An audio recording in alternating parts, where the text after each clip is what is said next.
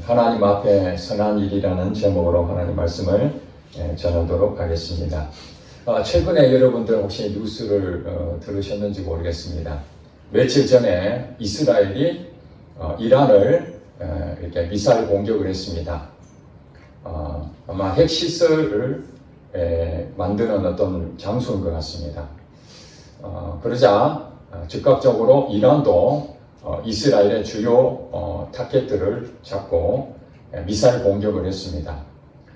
여러분, 중동에 있는 나라들 가운데에 이스라엘과 주변 아랍국 사이에 끊임없는 그 분쟁, 긴장 상태가 그동안 이어져 왔습니다. 미국이 중간의 역할을 하고 있습니다만은 언제 또 중동 전쟁이 일어날지 모를 정도로 매우 위험한 상황입니다. 여러분 아시다시피 이란과 이스라엘은 오랜 관계에서 서로 대적 관계에 있습니다. 그런데 이란과 이스라엘은 인접 국가가 아닙니다. 약간 떨어져서 중간에 다른 나라들이 끼어 있습니다. 그래서 바로 침공할 수는 없고 주로 공격한다면은 공군력이죠. 미사일을 쏜다든지 아니면은 전투기를 통해 가지고 주요한 시설을 파괴하는데 그런 부분들이 이제 큰데 문제는 이란과 또 사우디 주변의 이제 나라들 이런 관계들이 굉장히 복잡하게 얽혀 있거든요.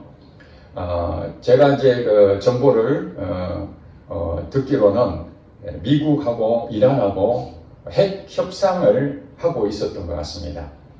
이란은 이제 핵무기를 개발하겠다는 건 아닌데 핵무기를 개발하기 전초 단계 우량은 이제 농축 생산하는 거죠. 그거 정도는 허용해달라. 즉 말해서 핵무기를 만들 수 있는 그 앞단계까지는 우리가 만들어 놓고 여차하면은 핵무기를 만들 수 있는 거죠. 미국 입장에서는 아시다시피 세계 전체를 주도하는 그런 강대한 나라이기 때문에 위험한 나라들이 핵무기를 소유하게 되면은 전쟁을 일으킬 수 있는 여지가 크기 때문에 북한이라든지 이란이라든지 이런 핵무기를 만들 수 있는 것들을 가능하면은 못 만들도록 압력을 가하고 있습니다. 경제적인 제재를 가하고. 그런데 이제 최근에 들려오는 얘기로는 이란이 핵 우라늄 생산하는 데에 협상이 제대로 되지 않았던 것 같아요. 그러니까 이스라엘은 뭐냐면은 이란이 핵무기를 개발한 실제로 핵무기를 생산을 안 하지만은 전 단계까지 준비한다는 것은 언제든지 이스라엘에게도 위협이 될 수 있거든요. 그래 이스라엘 자체적으로도 지금 총리가 있는데 이 총리가 좀 인심을 많이 잃은 상태였는데 이스라엘 자체적으로 대적 관계들을 잘 통제하고 또 여러 가지 부분을 전과를 세워야 되잖아요. 그러려면 가만히 있어가지고는 자기의 성과를 낼 수 없으니까 아시다시피 팔레스타인을 침공한다든지 또 헤즈볼라나 이런 단체, 무장 단체들을 공격한다든지 이러면서 신임을 얻고 있는데 이란이 이제 핵무기를 개발하기 전 단계에서 미국과 협상이 잘 되면은 문제가 없는데 이게 협상이 잘 안 되면은 이스라엘도 위협에 처할 수 있으니까 미국이 강대한 나라가 어디를 지금 도와줍니까? 이스라엘 도와주잖아요. 미국을 움직이는 경제의 핵심 멤버들이 유대인들입니다. 대부분. 그러다 보니까 이스라엘을 작은 나라지만은 미국이 도와줄 수밖에 없는 상황이죠. 그래서 이제 이스라엘이 이참에 핵무기가 이란에서 미국하고 핵 문제에 대해서 협상이 잘 끝나면은 모두가 다 좋은 건데 협상이 잘 안 되면 이스라엘이 공격하겠다, 한번 위협하겠다는 거죠. 그랬는데 실질적으로 그게 일어났습니다. 며칠 전에 이스라엘이 미사일 공격하니까 이란도 가만히 있지 않고 다시 보복을 했습니다. 그래서 지금 전체적으로 여러분 아시다시피 유가가 지금 폭등하게 됐습니다. 우리나라도 거리적으로는 굉장히 먼 거리에 있지만은 중동의 석유의 70%를 우리나라가 중동에서 수입을 70%를 하고 있습니다.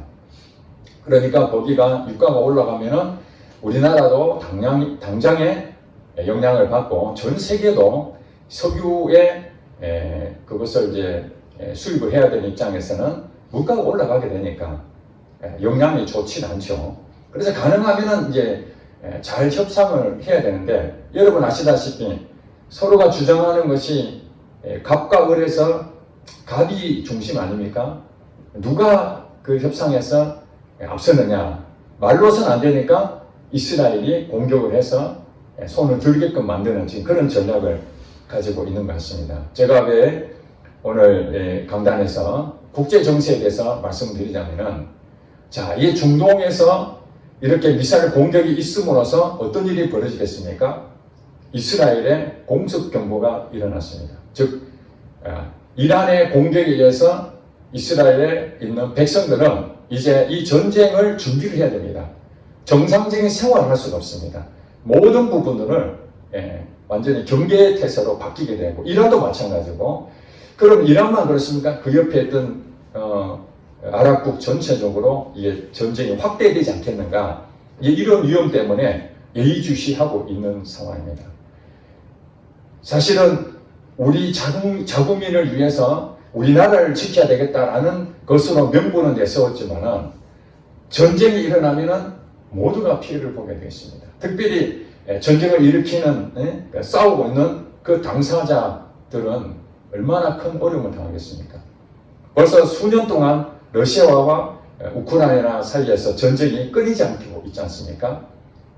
죽어나가는 것은 시민들이죠. 그리고 거기서 자기 나라에서 더 이상 살 수가 없어서 해외로 이제 도피하는 경우도 많이 생기고 있습니다. 하나님께서는 전쟁을 원하시는 것이 아닙니다. 우리가 모두 다 평화롭게 살기를 원하십니다. 그러나 사람들은 끊임없이 자국민의 이익을 위해서 또 우리가 지켜야 된다라는 것 때문에 상대팀이 우리를 공격하면은 우리도 당하고 있을 수 없으니 나라를 빼앗길 수 있으니 할 수 없이 방어를 위해서라도 무기를 준비하고 이러면서 치열하게 지금 국제 정세가 움직이고 있는 사실입니다. 자, 이런 상황에서 우리 믿는 사람들은 어떻게 이 국제 정세와 또 우리나라와 이런 부분들을 무관할 수도 없거든요. 우리가 이 땅에 살고 있는 한은 우리나라에 대해서도 영향을 받게 되고 또 지금은 여러분 아시다시피 인터넷이 너무 이제 다 이게 오픈되어 있는 정보다 보니까 어느 나라가 지금 어떤 일을 하고 있는지까지 속속들이 매일매일 뉴스로 접할 수 있습니다. 이스라엘과 이란에 지금 그런 미사일 공격하는 것도 우리가 직접 본 적은 없지만 실시간으로 뉴스를 통해서 접하고 있죠. 즉 우리는 지금 대한민국에 살고 있지만 전 세계가 사실은 하나의 바운더리 안에 다 들어와 있는 상태입니다. 그러니까 영향을 받고 있는 것이죠. 트럼프 대통령이 되면서 트럼프 대통령이 된 것하고 우리는 무슨 상관이 있겠습니까? 그런데 트럼프 대통령의 그 정책이 미국 자체적인 정책일지라도 그게 전 세계에 영향을 미치고 있는 겁니다. 그러니까 요즘 아시다시피 일자리가 지금 얼마나 어렵습니까? 실업자들 많고 경제적으로 이게 돌아가야 되는데 그래서 우리나라도 일자리를 창출하기 위해서 청년들에게 지원하고 또 시니어들 은퇴하면 이들도 아무것도 안 하면 그러니까 어떻게든 먹거리를 주려고 일자리를 찾으려는데 여러분 아시다시피 일할 수 있는 그 환경은 적고 사람은 많고 쉽지 않죠. 미국도 마찬가지입니다. 자국민에 대한 부분들을 살리려 하니까 이민 오는 사람 너무나 많잖아요. 그 일자리가 결국 이민자들한테 다 빼앗기니까 원래 가지고는 본토에 있는 미국인들이 자기들 일자리를 이제 확보를 하지를 못하는 거예요. 그러니까 미국에 수출하는 그 나라들에게 관세를 많이 물려가지고 자국민이 만들어낸 제품이 경쟁력 있게 만들고 해외에 들어오는 것은 경쟁력이 떨어지게끔 그런 정책을 세우고 정 관세를 비싸서 안 된다면은 미국에 들어와서 생산해라. 그러면 관세가 없다. 그래서 우리나라도요. 자동차 현대자동차도 지금 미국에 수십조 원이나 들여서 그쪽으로 좀 생산 공장을 이전하고 있습니다. 지금 여러분 울산에 울산에 지금 현대 그룹이 중공업, 조선 또 그 자동차 이게 전체적으로 울산에 먹거리를 굉장히 많았잖아요. 한때는요 우리나라에서 최고 부자 도시가 울산이었습니다. 최근에 제가 이제 보니까 울산이 완전히 폭망한 상태입니다. 회사들도 다 떠나버리고 그리고 기존에 이제 은퇴하는 사람도 있지 않습니까? 현대자동차도 1년에 2,000명씩 은퇴한다는데 이 은퇴하면 새로 들어올 사람이 있어야 되잖아요. 그 새로 들어올 사람은 전부 다 비정규직 그 다음에 이렇게 아르바이트 하는 사람들로 다 채우고 대부분 기계로 하고 여기서 단가가 안 되니까 전부 다 해외 공장으로 다 이전하는 겁니다. 그럼 우리나라는 어떤 상태가 되겠습니까? 그래도 대기업들이 여기서 있으면 중소기업까지 쫙 뿌리를 내려서 일자리가 창출이 되는데 이게 해외로 다 가버리고 그러니까 우리의 먹거리가 줄어들고 먹거리 줄어드니까 상권도 다 지금 공실이 생기고 임대가 지금 다 붙어 있는 거예요. 상가 임대.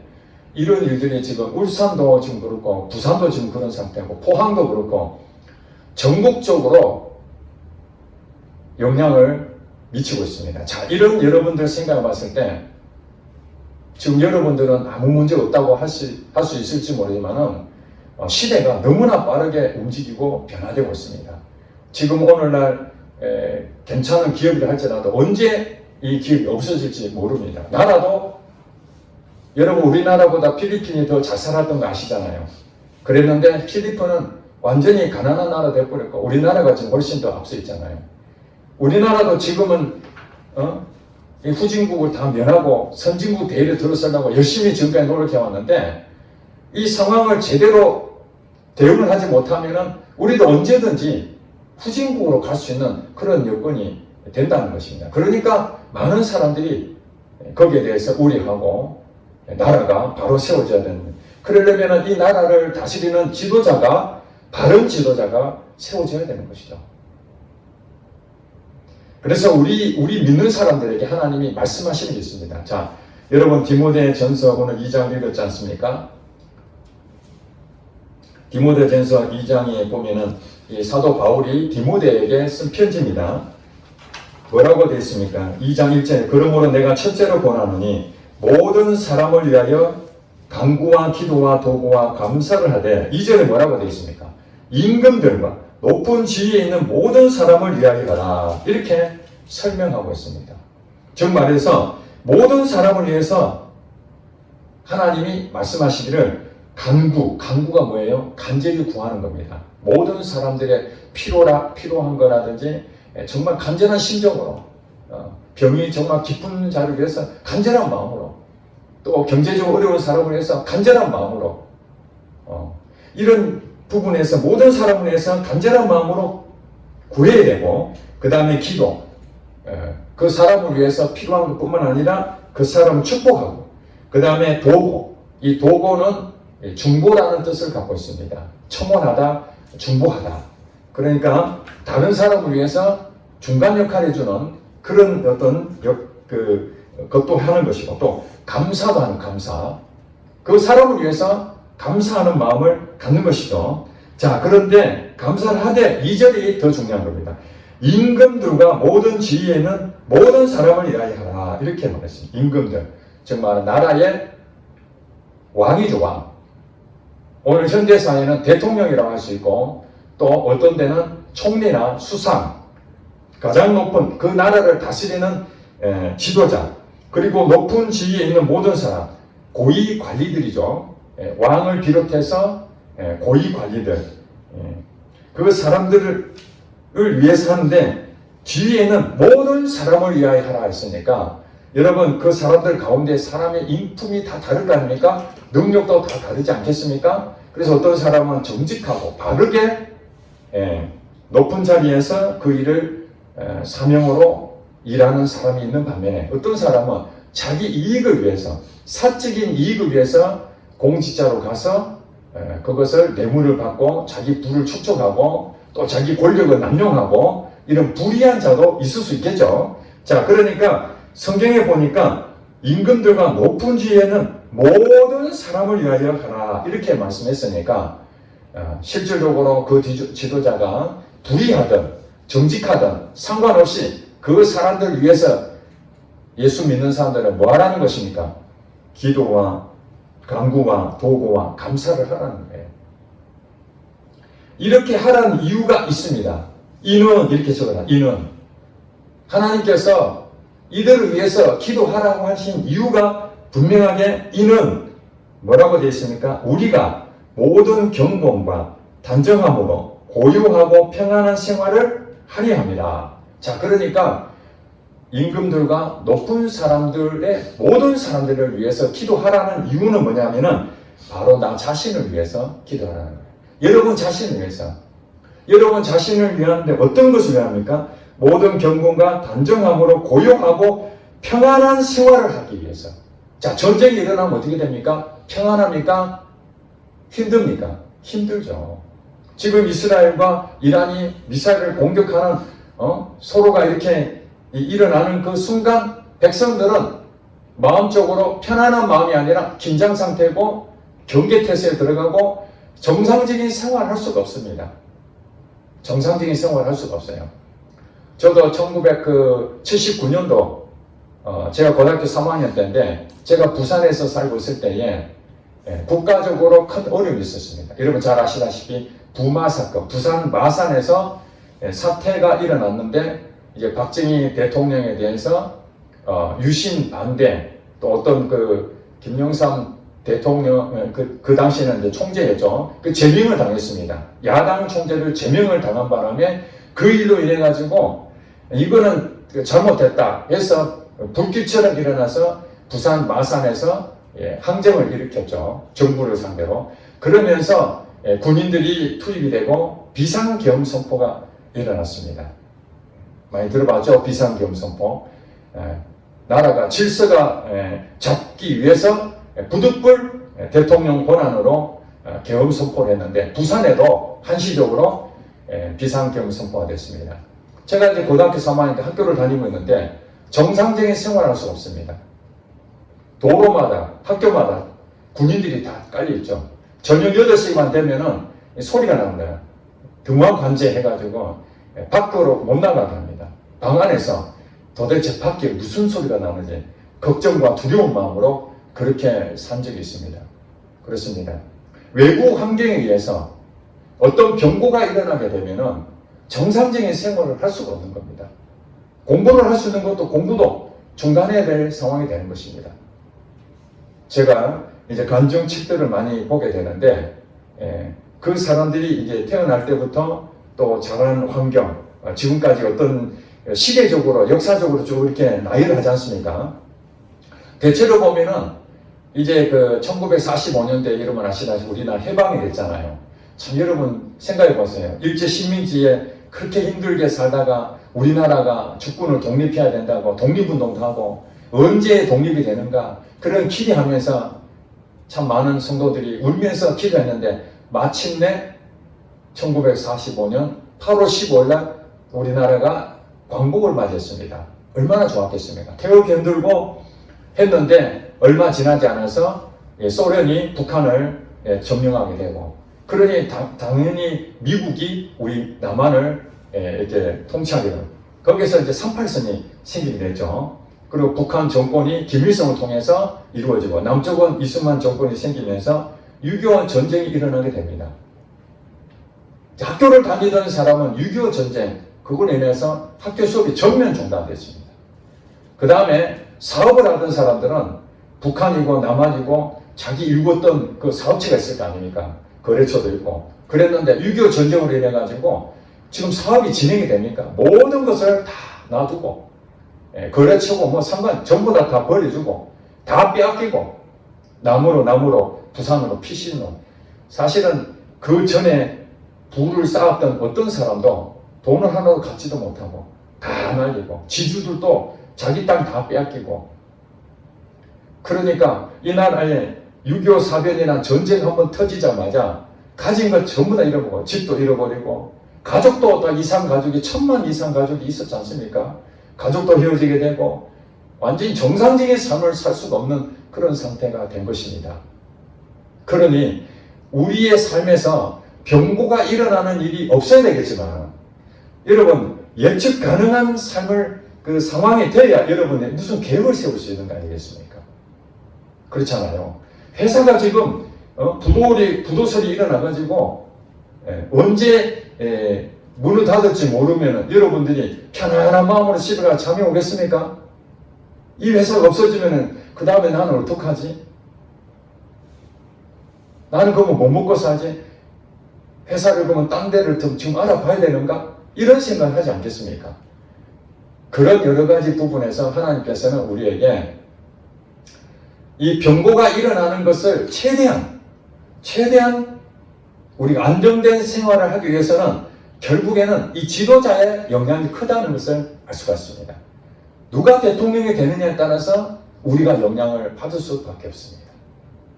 그러므로 임금들과 높은 지위에 있는 모든 사람을 위하여 이는 우리가 모든 경건과 단정함으로 고요하고 평안한 생활을 하기 위해서 결국 우리 자신을 위해서 하라고 하나님 말씀하십니다.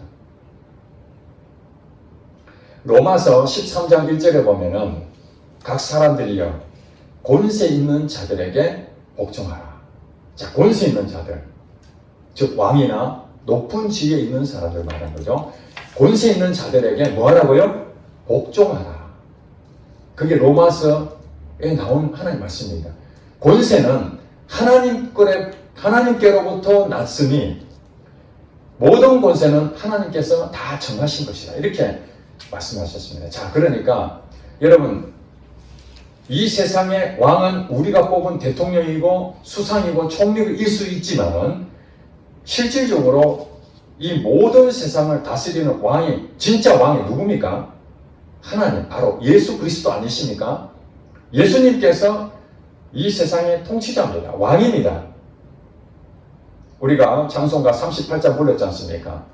예수 나의 왕이요. 예수님이 우리의 왕입니다. 그러나 하나님은 직접 이 땅에 통치하시기도 하지만 모든 일들을 관장하시지만 사람을 통해서 일하신다는 것을 알 수 있습니다. 이 권세는 하나님께로부터 났으니 모든 권세는 하나님이 다 정하셨다는 거예요. 그러므로 하나님께서는 이 예수를 믿는 사람이든 예수를 안 믿는 사람이든 모든 사람에게 하나님은 비를 다 내리신다 그랬죠. 햇빛을 똑같이 공평하게 하신다 그랬죠. 그래 하나님 공평하신 분이십니다. 예수를 믿는 사람들한테만 잘 살게 하고 예수를 안 믿는 사람들은 가난하게 하고 그러신 분이 아니라 모든 사람이 신문대로 거두는 법칙에 따라서 예수를 안 믿어도 열심히 일하면은 그만한 대가를 받게 되어 있습니다. 예수를 믿는 사람도 열심히 일하지 않는데 뭐 많이 받았다. 그거는 특별한 경우 정말 하나님께서 가르쳐 주시기 위해서 그런 거지 일반적인 것은 다 예수를 믿든지 안 믿든지 신문대로 거두는 법칙입니다. 그렇기 때문에 하나님은 모든 사람들, 예수를 안 믿는 모든 사람까지 은혜를 베푸시길 원하시는 겁니다. 모든 사람들이 하나님을 믿고 하나님 백성이 되기를 원하십니다. 그게 4절에 이렇게 나오죠. 하나님은 모든 사람이 구원을 받으며 진리를 아는 데 이르기를 원하시느니라. 하나님의 마음은 그렇습니다. 에레미야 29장 11절에 보니까 여호와의 말씀이니라. 내가 내 마음을 아는데 내가 너희를 향한 내 마음이 무엇이냐면은 평안이요 재앙이 아니라 너희에게 미래와 희망을 주는 것이다. 하나님 마음은 그런 마음입니다. 재앙을 주려고 하는 것이 아니라 평안을 주시고자 하는 게 하나님 마음입니다. 그리고 하나님 마음은 모든 사람이 구원을 받으며 진리를 아는 데 이르기를 원하시는 거예요. 그런데 그렇지 않고 불의한 길로 가는 게 누구다는 거예요? 사람들인 거죠. 하나님은 우리를 사실 선하게 만들었지만 우리가 아담부터 악한 마음을 가졌기 때문에 그 뒤부터는 태어나면서부터 악한 사람이 되어버린 거예요. 그래서 하나님께서는 그들 가운데에 은혜를 베푸셔서 구원해 주시는 거죠. 가만 놔두면 다 잘못된 길로 갑니다. 하나님께서는 원래 마음은 모든 사람이 다 에덴 동산의 아담과 하와처럼 되기를 바랬던 거예요. 죄 짓기 전에 아담과 하와처럼 살기를 바랬던 것입니다. 자, 3절에 이렇게 말합니다. 우리가 임금들과 높은 사람들을 위해서 기도해야 될 이유가 우리 자신을 위해서 기도하라는 건데, 그것에 대해서 3절에 이것이 바로 우리 구주 하나님 앞에 뭐 하라고요? 선하고 받을 만한 것이다. 자, 그러니까 나라를 위해서 기도하고, 또 대통령을 위해서 기도하고, 고위 관리들을 위해서 기도하고, 그렇게 하는 것이 하나님이 우리에게 말씀하시기를 그게 선하다. 그리고 하나님 앞에 영광을 돌리는 일이다. 그렇게 말하고 있습니다. 반대로 얘기할게요. 그러면은 그런 기도를 안 한다는 얘기는 무엇입니까? 선한 일이 아니다는 얘기고 하나님한테 받지도 않는다는 것이죠. 그러니 이거 얼마나 중요한 것입니까? 자, 그러면 우리가 임금들이나 지위에 높은 지위에 있는 사람들, 일반 정부를 말한다면은 하나님께서 직접 이 세상을 통치하실 수도 있지만은 누구를 통해서 한다고요? 사람을 통해서 하는데, 특별히 나라를 다스리는 왕, 대통령, 이 사람들에게도 하나님께서 권세를 주셔서 그 사람을 통해서 이 나라 백성들이 편안하고 안정된 생활하도록 그 사람을 세웠다는 겁니다. 그 지위를. 지금 여러분 사람 얘기하는 게 아니에요. 그 직분, 즉 대통령이란 지위, 높은 자리에 지위, 그래 즉 정부에는 가장 높은 자리가 어디입니까? 대통령이죠. 그 다음에 국무총리, 각부 장관들, 이렇게 이제 그 순서가 되어 있잖아요. 지방 정부는 어떻게 됩니까? 도지사, 시장, 또 작은 또 도시는 군수, 군, 그 다음에 국장, 뭐 이런 식으로 순서가 내려가죠. 그 다음에 우리 회사는 어떻게 됩니까? 대표, 임원, 부장, 과장, 대리, 담당, 이런 식으로 구조가 되어 있잖아요. 여러분, 사람 위에 사람 없고 사람 밑에 사람 없다. 맞습니까? 그렇습니다. 이게 평등한 거죠. 모든 사람 평등. 사람 위에 사람 없고 사람 밑에 사람 없습니다. 너나 나나 다 지위가 높든 지위가 낮든 모두가 다 똑같은 사람입니다. 인권이 다 있습니다. 인격을 다 있습니다. 그러니까 지위가 낮다고 함부로 하면 안 되는 것이고, 지위가 높다고 그것을 아부하는 것이 아니죠. 모든 사람은 평등하다. 이것은 기본 전제입니다. 하나님도 모든 사람을 사랑하시죠. 지위가 높은 사람을 사랑하시고 지위가 낮은 사람을 사랑하는, 그렇지 않잖아요. 모든 사람이 하나님은 공평하게 계십니다. 그러나 이 세상에 계급이라는 게 존재합니다.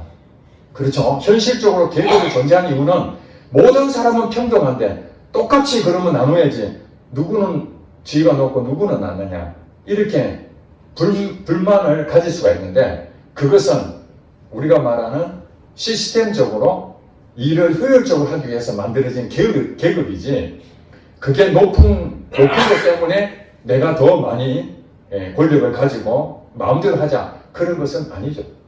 교회도 마찬가지입니다. 목사가 있고 장로도 있고 권사도 있고 안수집사도 있고 여러 가지 이렇게 직분이 있잖아요. 그것을 우리가 볼 때 계급처럼 보이잖아요. 지위로 이렇게 말하면. 그렇게 말하면 목사가 제일 높고 성도가 제일 낮습니까? 이게 아닌 거예요. 지위를 통해서 하나님께서 그 시스템으로 하나님의 교회를 이루어 가시는 하나의 조직으로서 만들어 놓은 거죠. 그 위치에 그 사람이 필요한 거예요. 그렇죠? 그러니까 그 사람이 그 위치에서 제대로 일을 해야만 그 나머지 사람 평안하죠. 목사가 교회의 지도자로 하나님께서 어떤 사람을 세웠는데 그 목사의 자리에 그 사람이 정말 걸맞는 사명을 잘 감당하는 목사가 되면은 그 성도들은 평안하는 겁니다. 신앙생활을 잘할 수 있는 겁니다. 믿음 생활이 진보할 수 있는 겁니다. 그런데 그 자리에 있던 그 목사가 목사의 지위를 가지고 자기 사적인 이익을 추구한다든지 독재를 한다든지 자기 마음대로 교회를 좌지우지한다든지 이렇게 하게 되면은 성도들이 얼마나 힘든 일이 생기겠습니까? 그 일로 인해서 목사와 장로들이 각각 직분을 잘 감당한다면 정말 교회가 아름답게 세워지고 성도들이 은혜가 철철 넘칠 것입니다. 걱정할 것이 아무것도 없습니다. 그런데 목사와 장로들이 서로의 자기의 이익을 위해서 서로 다투고 싸우게 되면 성도들이 먼저 상처를 받잖아요. 그러면은 교회 나오고 싶지도 않고 믿음 생활에 엄청난 영향을 끼치잖아요. 그러니 어떻게 하라는 거예요? 하나님 말씀이. 하나님께서 그 계급을 주신 것은 서로가 잘 질서 있게 하라고 주신 것이지, 그것을 남용하고 내가 먹고 나중 그것으로 서로가 싸우고 이렇게 하라는 것이 아닌데, 그런 일이 벌어질 수 있으니 교회 다니는 우리 성도들은 목회자를 위해서, 장로를 위해서, 정말 중직을 맡고 있는 그 사람들이 정말 믿음 안에서 그 사명을 잘 감당하기 위해서 여러분들이 무심양면으로 그들을 협력하고 기도를 해야 됩니다. 그들이 평안해야 우리도 평안하니까. 또 여러분 회사도 마찬가지입니다. 대표가 그 회사에 하나님께 세우신 그 일자리입니다. 여러분이 지금 거기에 다니고 있다는 얘기는 우연처럼 보이지만 하나님이 그 대표를 통해서 사업의 능력을 주시지 않았다면 그 회사는 존재하지 않았겠죠. 그런데 하나님께서 권세의 모든 것은 하나님께서 세우셨다 했으니까 그 사람을 재능을 주시고 사업을 일으키게 하시고, 그래서 여러분들이 그 자리에 지금 와 있는 겁니다. 그렇다면 그 대표가 이 회사 운영을 잘할 수 있도록 엉뚱한 데 투자하지 아니하고 이익이 되는 것을 자기 사적으로 횡령한다든지 또 잘못된 것에 투자해가지고 회사가 다 망하게 만드는 그런 일이 된다면 그게 일자리 잃어버리는 그 직원들은 어디로 갑니까? 저희 집에 냉장고가 있습니다. 저희 아내한테 얼마 전에 말을 했는데 그 냉장고가 저도 몰랐습니다. 그냥 성능이 괜찮아 보여서 가격도 저렴하고 그래서 냉장고를 샀는데 알고 보니까 위니아. 삼성 LG가 아니라 우리나라에 옛날로만 만도 위니아라고 있었습니다. 냉장고 에어컨 만드는 회사인데 그 회사가 한때는 정말 우리나라에서 굉장히 잘 나가는 회사였습니다. 주가도 굉장히 높았습니다. 그런데 어떤 M&A 회사가 그 만도 위니아를 인수를 했습니다. 인수를 하면서 거기에 있는 회사를 어떻게 말하면 제대로 운영하고 더 부실하지 않고 잘 이렇게 했었어야 되는데 그 돈을 가지고 엉뚱한 데다가 쓰고 그걸 또 대표자가 이렇게 다른 쪽으로 쓰고 이러면서 지금 그 직원들이 임금 체불만 지금 1,200억이 되어 있다고 합니다. 그래서 몇 년 전에 국정감사 나와가지고 이 회사가 지금 이런 상태고 일자리를 지금 입고 있는 이 직원들이 임금 체불이 지금 1,200억이나 이렇게 되는 상태인데 이거에 대해서 어떻게 할 것인가 그렇게 책임지고 왔는데 자기가 가지고 있는 모든 걸 다 팔아서라도 그걸 다 변제하겠습니다. 그랬는데 개인 사익은 하나도 넣지도 않고 이만큼 넣어놓고 딴 데로 가버렸어요. 그래서 지금 지금은 이제 대유 위니아로 바뀌었는데 회사가 그 대유 위니아가 계열사가 여러 군데 있는데 지금 하나씩 둘씩 계속 파산 신청을 당하고 지금 6월달부터 지금 또 파산 신청을 해서 지금 저희 집에 있는 이 냉장고가 회사가 없어지면 어떻게 됩니까? AS를 받을 수가 없잖아요. 그 피해가 제품을 산 우리에게도 피해가 오고 그 직원들도 일자리를 다 잃어버리는 그런 일들이 엄청나게 많아요. 그러니까 그 회사의 대표와 그 회사의 중심 인물들이 정말로 심혈을 기울여서 이 일자리의 목숨을 생계를 책임지는 그것을 사명으로 생각하고 열심히 해야 되는데 사적으로 하는 일이 있으니 우리는 어떻게 됩니까? 그분들을 위해서 기도하라는 거예요. 왜? 당신들이 안정된 삶을 위해서 여러분 대표를 위해서 기도하시기 바랍니다. 여러분 임원들을 위해서 기도하셔야 됩니다. 이 회사가 잘 돼야 됩니다. 그럼 거래처에 있는 내 거래처하는 그 사장들도 우리 거래처하는 그 회사도 잘 돼야지 우리 회사하고 거래를 하는데 모기업이 부도나면 우리 회사 부도가 나는 거 아닙니까? 저가 이제 그런 부분 지금 생각해보니까 그런 일 같아요. 모기업에 위해서 기도를 안 했어요 제가 지금 생각해보니까. 그 회사를 위해서 기도를 해. 나 자신을 위해서라도 그 회사를 위해서 끊임없이 기도해야 되는데 그냥 교회만 다니지 그 회사는 당연히 아무 세상 회사라고 생각하고 그렇게 생각했는데 그게 아니라는 거예요. 기업은 세상의 사람들이 운영할지 모르지만 누가 하나님께서 주셨다? 하나님이 그 권세자로 그 대표를 세운 겁니다. 그 회사가 없어지면 직원들은 전부 다 실직하게 되는 거예요. 그러니 여러분 자신뿐만 아니라 여러분 동료를 위해서라도 기도를 하셔야 됩니다. 회사가 계속 유지되도록. 또 국가적으로도 이 정부가 하는 일이 뭡니까? 어려운 백성들이 없도록 잘 보살피는 일이 정부가 하는 일이거든요. 개인적으로 할 수 있는 일이 한계가 있잖아요. 그래서 정부에서 정말로 어려운 복지 같은 것을 지원해주고 나라에서 살림살이를 세금을 잘 걷어서 부자들 또 돈을 많이 소득이 있는 사람 걷어가지고 정말 어려운 사람들에게 골고루 분배해 주는 것이 정부의 역할입니다. 그러니까 정부는 굉장히 중요한 일을 하고 있습니다. 그런데 교회는 무엇입니까? 정부에서 하지 못하는 사각지대가 있거든요. 사각지대.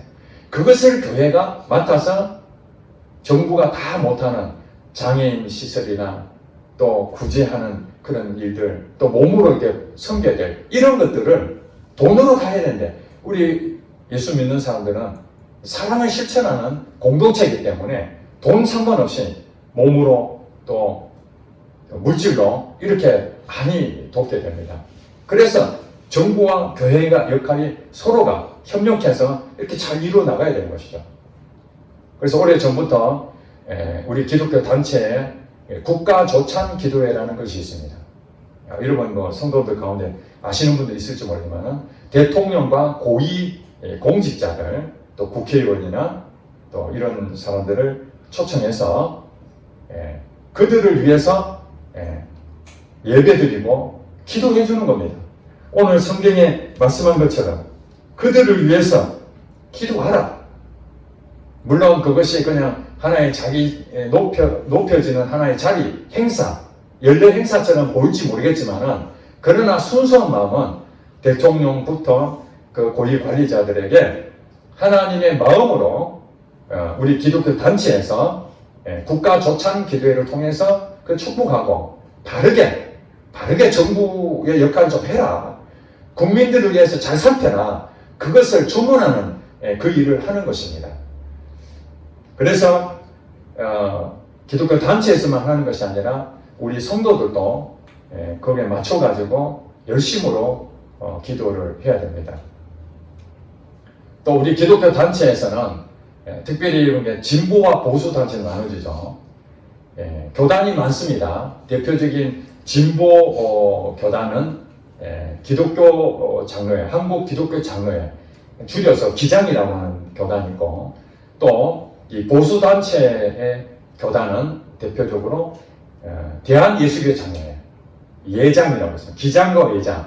그래서 기장은 진보의 어떤 형태를 띠고 진보는 여러분 아시죠? 개혁적이고 이렇게 좀 이렇게 물리적인 부분으로 가만히 있지 아니하고 뭔가 불의하다 그러면은 실제로 몸으로 이렇게 항거하는 그런 일들이 바로 이 진보를 통해서 하고 또 이 보수 단체는 지키는 것이잖아요. 지키는 것이다 보니까 가능하면 물리적인 방법보다는 침묵하고 조용히 그들을 위해서 기도하는 이런 스타일이 보수 단체의 색깔이었습니다. 제가 포항에서 그 교회를 다닐 때는 저도 모르게 우연찮게 진보 쪽에 소속되는 기독교 장로회 기장에 제가 소속되어 있었습니다.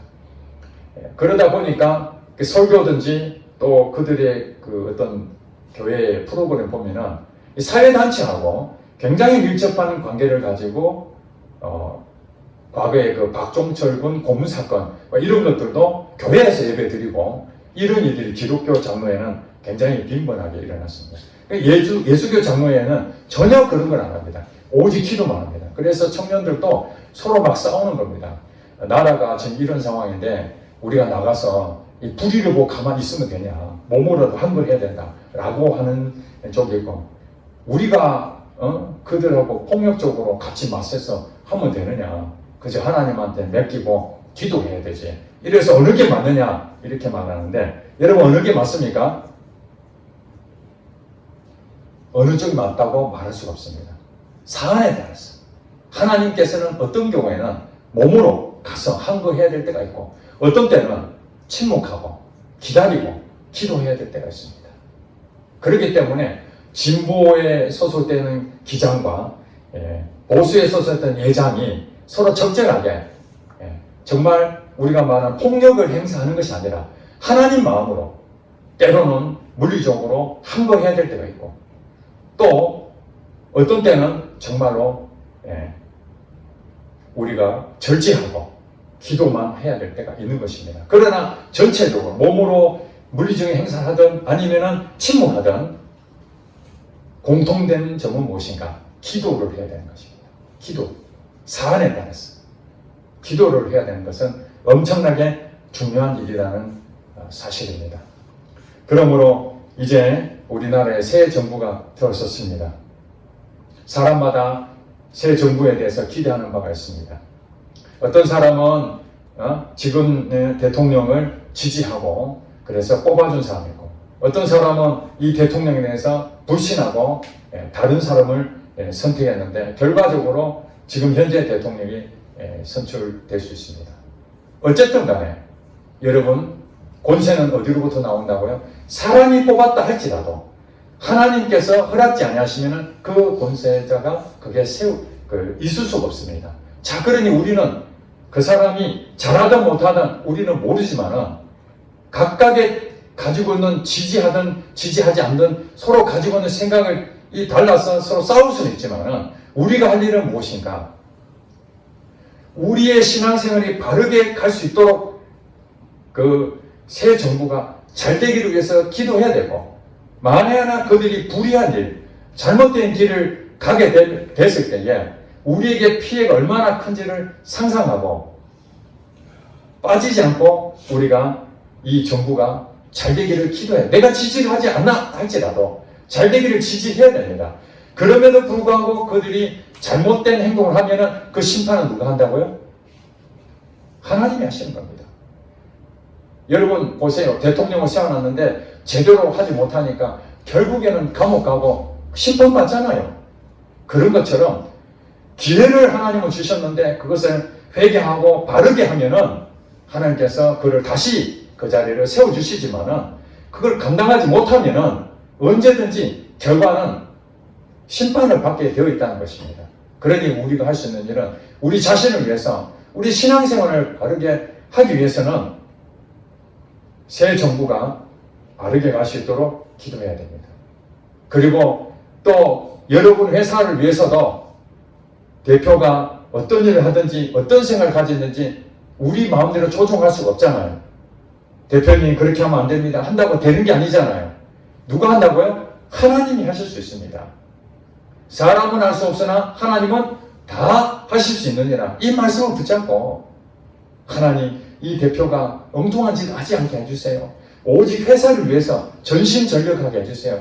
그 사람 때문에 우리가 지금 이 일자리를 지금 같이 생계를 유지하고 있는데 이 회사가 더 발전해서 또 더 많은 사람이 일자리를 얻게 만드는, 그게 얼마나 큰 일입니까? 그래서 비즈니스 하시는 분들은 정말 자기 혼자 먹고 사는 것 뿐만 아니라 그 직원들까지 책임을 져야 되니까 얼마나 큰 사명입니까? 그러니까 비즈니스 하는 것도 우리 믿는 사람들은 정말 하나님의 영광을 위해서 그 비즈니스 해야 되지만은 직장을 다니는 여러분들은 그 회사가 무너지지 아니하고 계속해서 성장할 수 있도록 기도하시고, 또 교회를 위해서도 이 교회가 분쟁이 생기고 자칫 잘못하면은 그 염소 같은 사람이 들어오고 거짓된 사람들이 와가지고 성도들을 기만하고 또 이런 일들이 생겨서 교회가 그렇게 성장하고 은혜로 왔는데 하루아침에 상처받고 떠나는 사람들이 얼마나 많은지 이러면 다 알잖아요. 그러니 이 교회가 지금은 눈에 보이지 않고 좀 작아 보이니까 별것도 없다 하지만은 하나님은 이 교회를 여러분들이 기도한 만큼 하나님께 쓰실 것입니다. 저도 이 목회자로 썼는데 우리 성도들이 혹시 저 때문에 마음이 상하고 시험에 들고 정말 은혜를 떨어지면 안 된다 이런 마음에 제가 은퇴하는 그날까지 정말 주님 앞에 두렵고 떨리는 마음으로 그 자리를 지켜야 되는 것이 저의 사명입니다. 그러니까 제가 제 자신을 위해서도 기도하고 또 우리 성도들을 한 명 한 명씩 이름을 불러가며 그 성도가 하나님 복 받기를 기도하고 믿음으로 발서기를 기도하고 그게 이제 서로 기도하는 거 아니겠습니까? 그러므로 여러분들이 교회 때문에 낙심하는 일이 없도록 은혜 받기 위해서 평안함을 위해서 목회자와 또 중직자를 기도하시고 여러분 회사 지금 있는 그 회사를 위해서 여러분 그것이 있어야 여러분 헌금도 하고 어려운 사람 돕고 먹고 사는 일을 하지 않습니까? 그러니까 그 회사를 위해 기도하시고 나라와 민족을 위해서 기도할 때에 전쟁이 일어나면 안 되잖아요. 지도자가 잘못되면 경제가 완전히 무너지게 되면 이 나라가 어떻게 됩니까? 우리 사는 것도 모든 것이 다 불편해지고 고통 속에 들어가게 될 것입니다. 그러므로 우리 기도할 것이 얼마나 많은데 여러분 기도하지 않는다는 건 죄를 범하는 것입니다. 사무엘 선지자하는 얘기가 내가 기도로 쉬는 죄를 범치 아니하겠노라. 오늘 하나님 뭐라고 그럽니까? 이것이 우리 구주 하나님 앞에 선하고 받으실 만한 것이니 우리는 높은 사람들을 위해서 나라를 위해서 회사를 위해서 교회를 위해서 기도해야 될 줄로 믿습니다. 기도하겠습니다.